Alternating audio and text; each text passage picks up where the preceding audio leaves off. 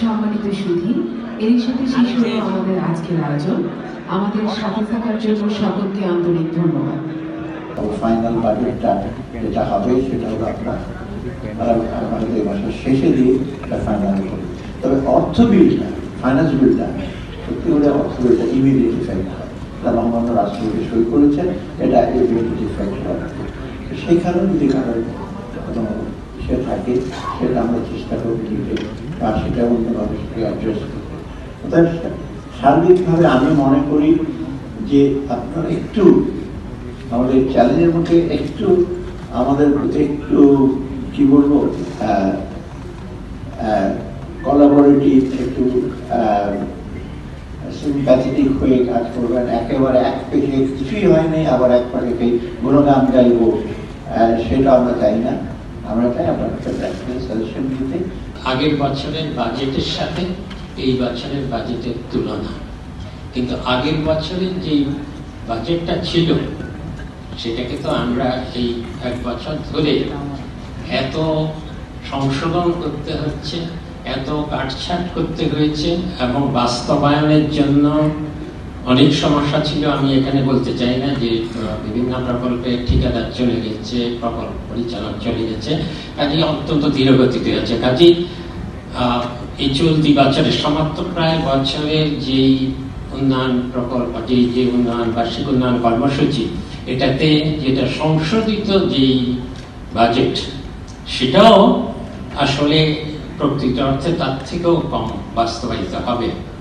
খাদ্য মূল্যস্ফীতি ছিল 14.5%, এটা এখন 8% একটু পরে আছে। এটা একটা বড় একটা আমরা অর্জন করেছি। হ্যাঁ, নন ফুডটা সবসময় খাদ্য মূল্যস্ফীতির চাইতে একটু পিছিয়ে থাকে, ল্যাগ দেয়। সেই কারণে আমরা দেখছি নন ফুডটা যেটা 12.5 ছিল সেটা এখন 11.5 ছিল, সেটা এখন 9.5 দিকে চলে গেছে। এটাও আমরা কমের দিকে পাচ্ছি এবং আরো একটু কমবে, দ্রুত কমবে বলে আমরা আশাবাদী। তো এই সব মিলিয়ে আমরা যদি ইন্টারন্যাশনাল প্রাইস দেখি, কমোডিটি প্রাইস ইন জেনারেল, আমরা দেখুন আমাদের তেল গ্যাসের দাম কিন্তু এখন যেটা হবে আগামীতে আমরা যেটা আশা করছি আর বাড়বে না, এবং কিছু কিছু ক্ষেত্রে তেলের দাম কমিয়ে দেওয়া হলো। আমি জ্বালানি তেলের দাম কথা বলছি, ফলে সেটা একটা পজিটিভ ইম্প্যাক্ট করবে। বিশ্ববাজারে জ্বালানি তেলের দাম আরো বেশি কমেছে, আমাদের খাদ্য পণ্যের দাম বিশ্ববাজারে কমছে, সেটার একটা প্রভাব আমাদের এখানে। ফ্ল্যাট বা জমি কিনলে একটা নির্দিষ্ট পরিমাণ ট্যাক্স দিলে ইন্ডিয়া প্রশ্ন করতো না।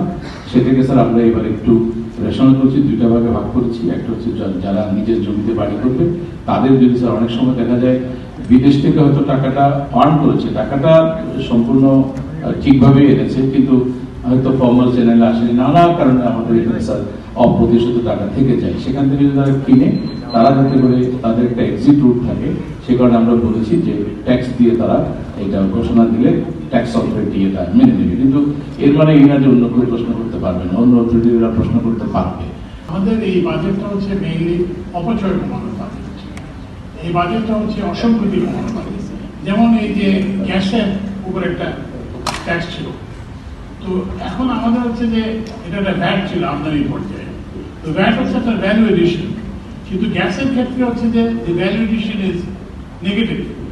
আমরা যেই দামে গ্যাস আমদানি করি তার থেকে আমরা কম দামে, আমরা 60-65 টাকায় আমরা গ্যাস আমদানি করি, কিন্তু আমরা সেই গ্যাস বিক্রি করি 30 টাকায়।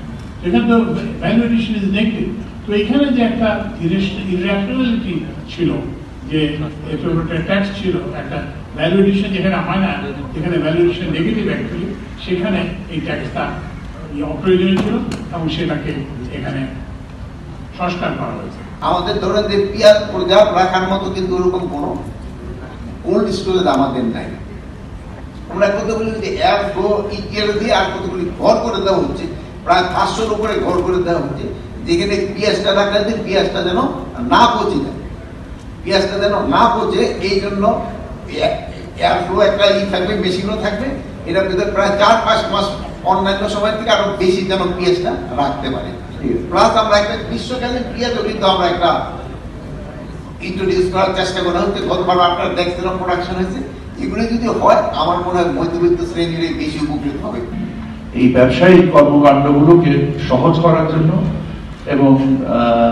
এবং আপনি নীতিতে দেখবেন যে রাজস্ব নীতিগুলো এসছে, এখানে কোনো প্রতিষ্ঠানকে কোনো বিশেষ সুবিধা দেওয়ার জন্য বা যেটা আগে হতো যে একটা প্রাতিষ্ঠানিক বিভিন্ন দেন দরবারের মাধ্যমে নীতি তৈরি করা এবং কাউকে বিশেষ সুবিধা দেওয়ার জন্য নীতি তৈরি করা, এখান থেকে যে উত্তরণ করা হয়েছে এটাই একটা গুণগত পরিবর্তন বলা যায়। বাট এটা তো অবশ্যই কেবল শুরু।